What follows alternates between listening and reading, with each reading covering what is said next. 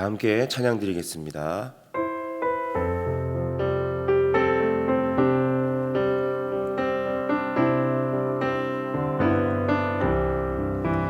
예수 앞에 나오면 모든 죄 사하고 주의 품에 안기어 편히 쉬리라.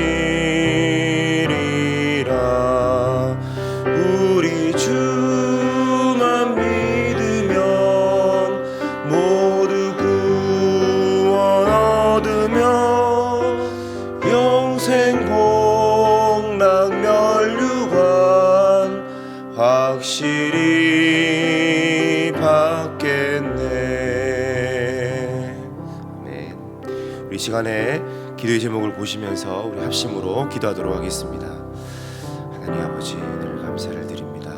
하나님, 올 한해 성령 충만을 사모하는 해를 맞아서 성령 충만이 우리 인생에서 만나는 모든 문제의 해답임을 깨닫고 사모하게 하여 주시옵소서. 이를 통해 우리 내면이 변화되고 회복과 치유와 담대함을 얻어 우리가 살아나는 은혜의 역사들이 있게 하여 주시옵소서. 3월 9일에 있을 20대 대통령 선거의 모든 과정들을 하나님께서 다스려 주셔서 공정한 선거가 되게 하시고 하나님 모든 어려움들을 막아주시고 하나님을 두려워하고 진정 국민들을 사랑하는 사람, 복음 통일과 선교한국의 사명을 이룰 사람, 하나님 보시기 합당한 사람이 대통령으로 선출될 수 있도록 은혜를 다하여 주시옵소서. 이 어려운 때 우리 교회를 이끌어 가시는 담임 목사님을 더 강력하게 붙들어 주시고 코로나 시대를 잘 감당할 수 있는 성령의 지혜를 주시고 사명을 잘 감당하시고 사역에 집중할 수 있도록 모든 사단의 공격을 은혜의 불승각으로 날마다 막아주시옵소서. 담임 목사님께 엘리사에게 부어주신 갑절의 영광과 모든 사건과 사람과 상황과 환경과 문제를 감당할 수 있는 하나님, 이 모든 것들을 감당할 수 있는 압도하는 은혜를 주시고 강력한 영권을 부어주셔서 이 모든 것들을 감당하기 부족함이 없도록 은혜를 다하여 주시옵소서. 역사하여 주시옵소서. 하나님 아버지, 성령 충만을 사모하는 해를 맞아 성령 충만이 우리 인생에서 만나는 모든 문제의 해답임을 깨닫고 늘 성령 충만을 사모하게 하여 주옵소서. 모든 성도들이 성령 충만받아 내면이 변화되고 회복과 치유와 담대함을 얻어 개인과 가정이 살아나게 하여 주옵소서. 무엇보다 우리 자신을 성령님께 온전히 맡기고 순종하며 살아갈 때에 우리의 생각과 말과 행동에 성령 충만의 열매가 나타나게 하옵소서. 3월 9일에 있을 20대 대통령 선거의 모든 과정을 다스려 주셔서 바르고 공정한 선거가 되게 하소서. 여론 조작과 지역, 세대, 계층 간의 갈등과 분열을 막아주시고 하나님을 두려워하고 진정 국민들을 사랑하는 사람, 복음 통일과 선교한국의 사명을 이룰 사람, 하나님 보시기에 가장 합당한 사람이 대통령으로 선출되게 하옵소서. 이 어려운 때에 우리 교회를 이끌어 가시는 담임 목사님을 더 강력하게 붙들어 주시고 코로나 시대를 잘 감당할 수 있는 성령의 지혜를 주시고 주신 사명을 잘 감당하시고 사역에 집중할 수 있도록 모든 사단의 공격을 은혜의 불성각으로 막아 주옵소서.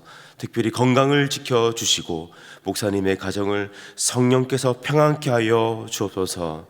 담임 목사님께 엘리사에게 부어주신 갑절의 영광과 모든 사건과 사람과 상황과 환경과 문제를 능히 감당할 수 있는 압도하는 은혜를 주시고 강력한 영권을 부어주셔서 시대적인 사명을 힘있게 감당하게 하시고 다음 세대를 세우는 일과 복음 통일과 열방 선교를 잘 감당하게 하여 주시옵소서. 오늘도 하나님의 말씀을 사모하며 그 은혜와 능력으로 살아가기 원하는 하나님의 백성들을 붙들어 주시고 오늘도 각자에게 성령께서 말씀하시고 우리의 기도를 이끌어 가시는 놀라운 은혜를 물 붓듯이 부어 주옵소서. 예수님의 이름으로 기도드립니다. 아멘. 오늘 우리에게 주시는 하나님의 말씀은 요한복음 11장 14절과 15절 말씀입니다. 신약 성경 165면에 있는 요한복음 11장 14절 15절 말씀을 우리 함께 읽겠습니다. 이에 예수께서 밝히 이르시되 나사로가 죽었느니라. 내가 거기 있지 아니한 것을 너희를 위하여 기뻐하노니 이는 너희로 믿게 하려 함이라. 그러나 그에게로 가자 하신대. 아멘. 요한복음 11장은 예수님께서 죽은 나사로를 살리신 기적으로 잘 알려져 있습니다. 그런데 요한복음 11장을 자세히 읽어보면 예수님께서는 나사로가 아닌 나사로 주변에 있는 사람들에게 더 집중하고 계십니다. 죽은 나사로를 살리는 것보다 더 중요한 것이 있다는 뜻입니다. 잘못하면 우리는 나사로에게 집중하다가 정작 예수님께서 중요하게 여기셨던 것을 놓칠 수가 있습니다.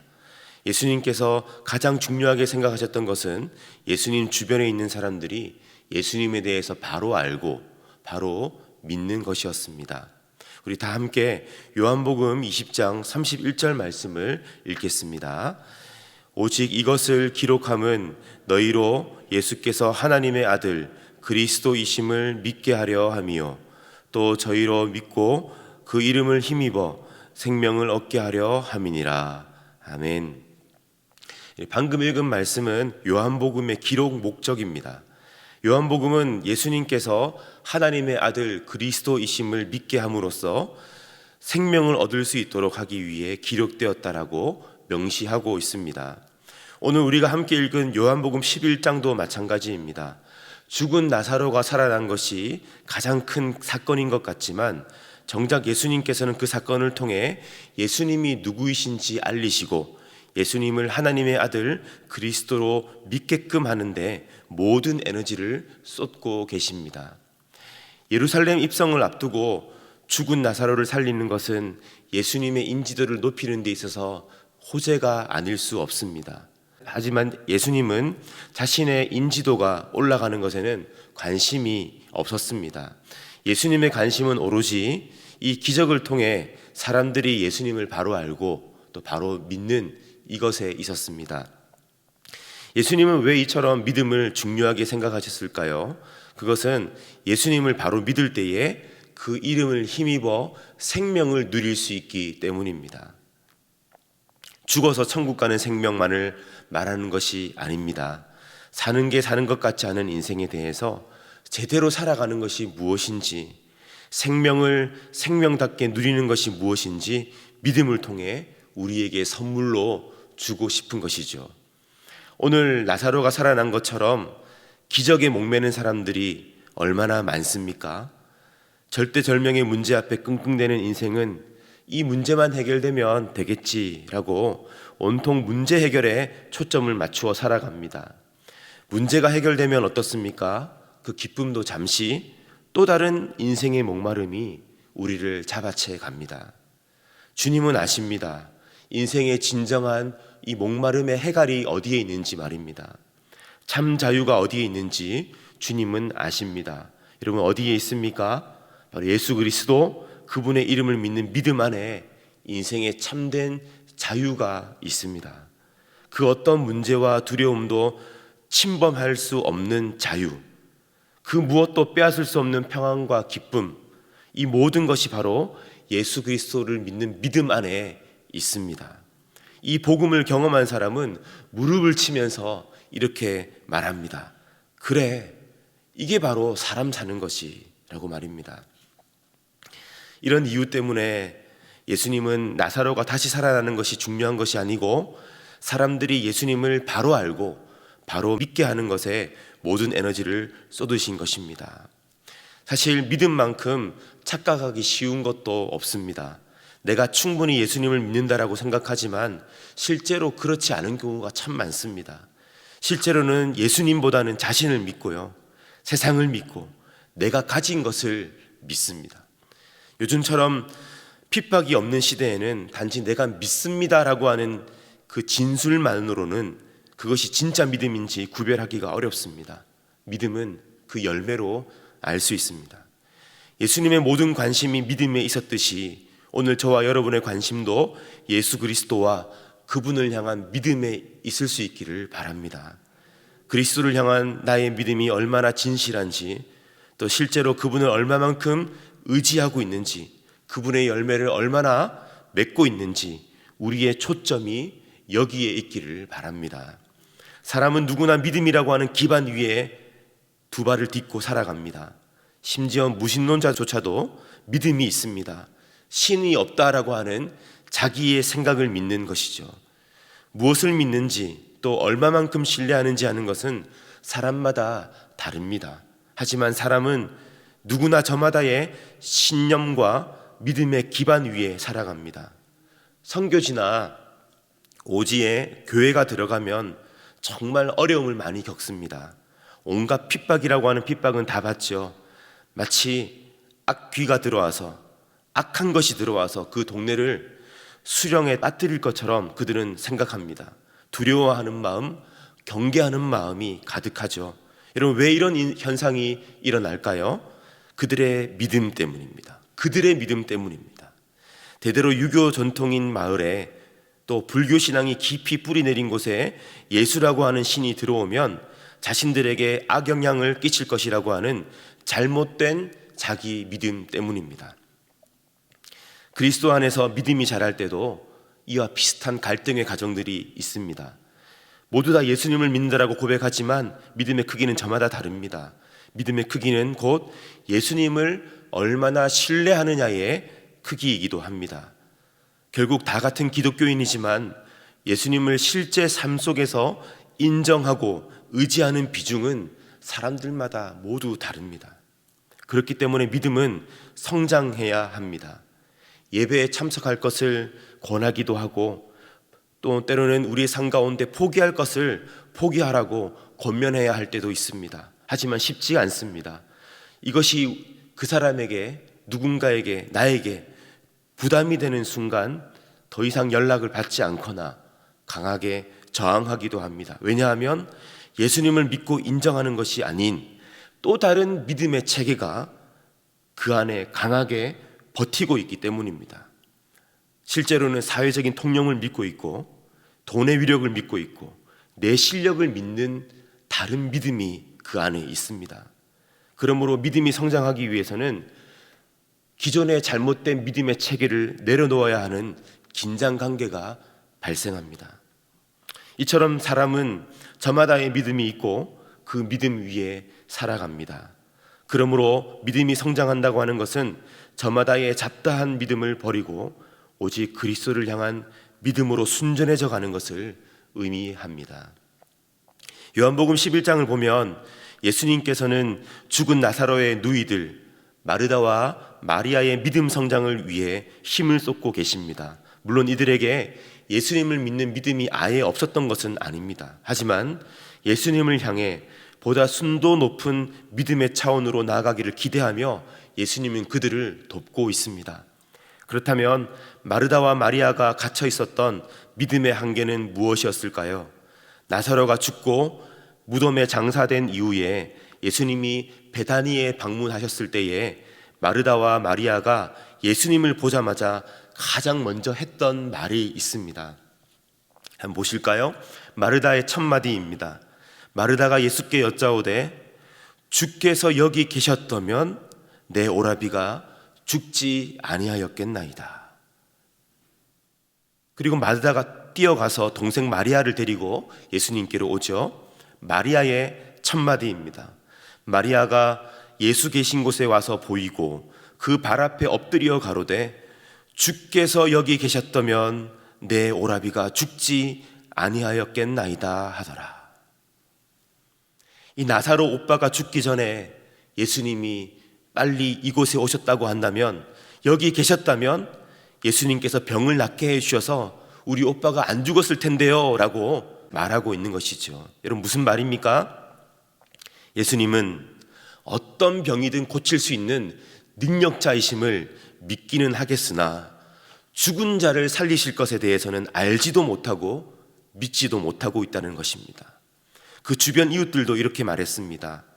그중 어떤 이는 말하되 소경의 눈을 뜨게 한 이 사람이 그 사람은 죽지 않게 할 수는 없었더냐 하더라. 여러분, 모두들 어떻습니까? 예수님이라고 하는 분은 죽을 병을 낫게는 하실 수는 있는지는 모르겠지만 죽은 사람을 살려낸 능력은 내 생각에는, 내 믿음에는 그렇지 않다라는 것이죠. 사람이 어떻게 죽은 사람을 살립니까? 여러분, 그럴 수가 없죠. 죽으면 끝이니까요. 예수님도 그럴 것이다 라고 그들은 믿었고 생각했던 것입니다. 이것이 바로 그들의 고정관념, 믿음의 한계였습니다. 사람은 누구나 자신의 경험과 생각의 기준 안에서 살아갑니다. 그 안에서 일어나는 일들은 정상이라고 생각합니다. 자신의 상식과 믿음 안에서 일어나는 일들은 충분히 예상이 되기 때문에 늘 편안함을 가져다 줍니다. 하지만 내가 전혀 생각하지 못한 일이 일어날 때에 찰떡같이 믿었던, 옳다고 믿었던 내 생각과 나의 옳음이 부도수표가 되어버릴 때에 그때 멘붕이라는 것이 찾아옵니다. 알고 봤더니 산부인과에서 아이가 바뀐 거죠. 10년을 키웠는데 말입니다. 하지만 올바름이란 어떻게 얻을 수 있습니까? 믿음이 어떻게 자랄 수 있습니까? 아프고 인정하기 싫지만 10년 동안 키운 아이가 내 아이가 아니라는 것을 명확히 알게 될 때에, 내 심령과 내 생각이 깨어지고 흔들릴 때에 우리는 진실을 붙잡을 수 있고 우리 안에 믿음의 새살이 돋아날 수 있습니다. 예수님은 마르다와 마리아의 믿음의 한계를 잘 알고 계셨습니다. 그리고 그 믿음의 한계를 뛰어넘게 하기 위해 나사로의 죽음이라고 하는 극단적인 상황을 설정하시고 나사로를 죽음에서 살리심으로 예수님을 향한 그들의 믿음을 끌어올려 주셨습니다. 오늘 우리도 마찬가지입니다. 우리를 흔드는 상황이 있습니까? 나의 믿음이 여기까지다라고 하는 한계를 느끼고 계십니까? 주님께서는 우리의 한계를 넓혀가기를 원하십니다. 흔들리더라도 그보다 더 큰 주님을 바라보기를 원하시는 것입니다. 흔들리지 않고 피는 꽃이 어디 있으랴 라고 하는 식구가 있듯이 우리의 믿음 또한 한계를 만나고 흔들리는 시간들을 통해 꽃이 되어 피어날 수가 있습니다. 삶이 흔들리고 우리의 좁은 생각과 가치관, 이해, 그리고 우리의 작은 믿음이 흔들리는 시간들을 통해서 주님은 우리의 믿음의 지경을 넓혀주시고 믿음의 꽃을 피워주실 주님을 우리가 기대하기를 원합니다. 이러한 믿음으로 승리하는 성도님들이 다 되시기를 예수님의 이름으로 축복합니다. 우리 이 시간에 함께 말씀을 기억하면서 앞에 있는 기도 제목을 함께 읽겠습니다. 흔들릴 수는 있어도 주저앉지 않도록 우리를 붙드시고 긍휼히 여겨주시는 주님을 의지합니다. 믿음의 한계선 위에 서서 흔들리는 우리를 붙들어 주옵소서. 이 시간을 통해 우리 믿음의 지경을 넓혀주시고 더 큰 믿음의 사람으로 빚어가시는 주님을 신뢰합니다. 내 생각 속에 갇힌 믿음이 아닌 내 생각과 한계를 뛰어넘어 하나님을 하나님으로 붙들고 신뢰하는 믿음을 주옵소서. 우리 다 함께 기도하겠습니다. 살아계신 하나님 아버지, 이 요한복음 11장을 통하여서 우리의 믿음의 지경을 넓혀주시고 우리를 흔들림 속에서도 주님의 신실한 믿음의 사람으로 이끌어가기 원하시는 주님의 마음을 알게 해주시니 감사를 드립니다. 하나님, 흔들리고 있는, 하나님 어려운 가운데 있는 성도들이 있습니까? 이 흔들림이 위기가 아니라 기회임을 주님 안에서 믿음으로 해석해낼 수 있는 은혜를 허락하여 주시고 오늘도 우리에게 허락하신 모든 삶의 환경 속에서 승리할 수 있도록 오늘도 성령의 강한 손길로 오늘 주의 백성들을 붙들어 주시옵소서. 하나님 아버지, 오늘도 우리를 붙들어 주시고 긍휼히 여겨주시니 감사를 드립니다. 믿음의 한계선 위에 서서 때로는 흔들리는 우리를 오늘도 우리의 성령의 강한 능력의 오른손으로 붙잡아 주시고 계시는 줄로 믿습니다. 하나님, 이 시간을 통해 우리의 믿음의 지경을 넓혀주시고 더 큰 믿음의 사람으로 빚어가시는 주님을 신뢰하며 하나님, 날마다 승리할 수 있도록 함께하여 주시옵소서. 내 생각 속에 갇힌 믿음이 아니라 내 생각과 한계를 뛰어넘어 하나님을 하나님으로 붙들고 인정하며 신뢰하며 살아가는 우리의 삶이 될 수 있도록 오늘도 강하게 붙들어 주옵소서. 예수님의 이름으로 기도드립니다. 아멘. 계속해서 담임 목사님과 교회, 나라와 민족과 선교사님들을 위해 기도해 주시고 기도회를 마무리해 주시기 바랍니다.